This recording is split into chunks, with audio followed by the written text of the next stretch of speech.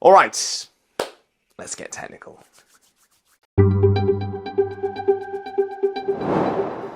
When distributed ledger technology gets mentioned, most people immediately think of blockchains. That's likely because blockchains are the most common type, and while debate rages around Ethereum's merge over the pros and cons of proof of work versus proof of stake consensus mechanisms on blockchains, there are alternatives which use a different data structure, like Hedera Hashgraph. So how does it work? And can the differing systems talk to one another? It sounds pretty complicated, but thankfully we have Swirlds Labs principal software engineer Dano Ferran, who's an expert on these things, on hand to help explain. So Dano, tell us how the directed acyclical graph structure that Hedera Hashgraph uses differs from the more well-known blockchain type. One of the big differences between Hashgraph and a traditional proof of work or proof of stake BFT is there is no block leader. There's no one person in the stake who is, everyone agrees, okay, surprise, it's your turn to make a block. You get the transactions, you put it in, we'll decide if we like it. There's no such step in Hashgraph. Everyone's listening to everyone's transactions. We gossip around what we've seen. And so we pass around hashes that include your history and someone else's history. And so from that, with some virtual voting and a bunch of really fancy math, we come up to a very fixed ordering of the absolute ordering of the transactions without having to engage in the block production process. So there is no memory pool. You don't have to reach in the memory pool and figure out which ones you like and fill up a block to a certain limit and worry about the backlog. It's what everyone's seen, that's the order, and that's the order you process the transactions in. Of course, one of the problems with ecosystems using different technologies comes when they need to talk to one another. Your team has focused on increasing the compatibility between Hashgraph and the greater Ethereum ecosystem. How important are such projects to the continued growth of the DeFi space? So one of the things that helps the DeFi space is it gives a common basis to program your code on. They don't need to care about are you using proof of work or proof of stake or Hashgraph, because that's not the layer that they access their token with. All they care about is that there is a consensus algorithm that works. And so they would write their smart contracts on a system that assumed that works underneath it and work with it.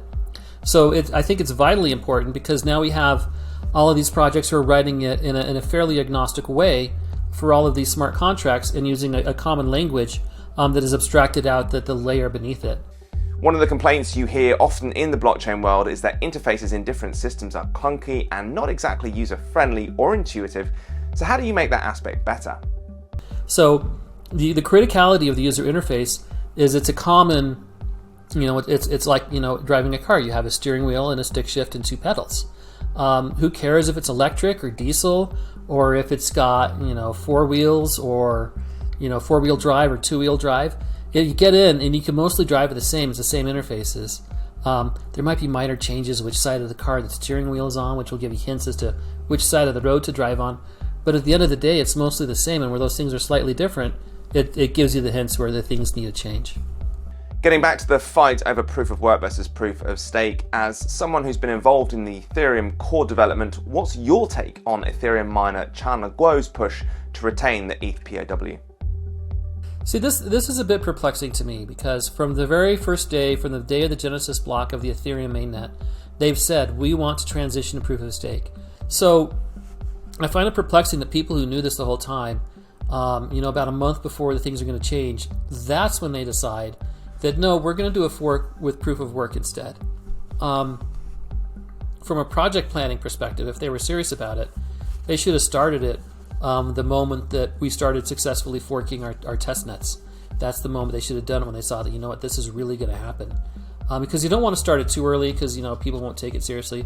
But unfortunately, I think they've started it too late for it to take effect. The miners' issue has been that rigs will be rendered useless by the merge. Is a fork really the only solution? And if they do manage to get those plans together, what could the future hold for them? As far as, making use of their assets, I think there's a lot of great places they could put it without having to try and marshal a new forked coin. So looking at what I've seen from it right now, I don't think it's got the organizational oomph to succeed. So I'm not terribly worried about it, but people also thought Ethereum Classic was dead for about a week after the fork, and it suddenly came up and started mining. So it's really hard to predict these things, and if they're going to get the engineers together to make it work, there's really no reason for us to get in front of it to stop it. But everyone, all the major exchanges that have seen all the major DeFi projects, they're doubling down and saying the proof of stake fork is what we're going to be going forward on. That's what we're committed to. That's what we're going to service and respect.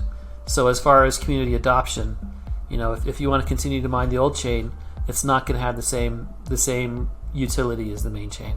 All right, thanks a lot for that, Dano. That was Dano Ferrin from Swirlds Labs. All right, if you like this video, like and subscribe to it to get more content like it, and let us know your thoughts in the comments.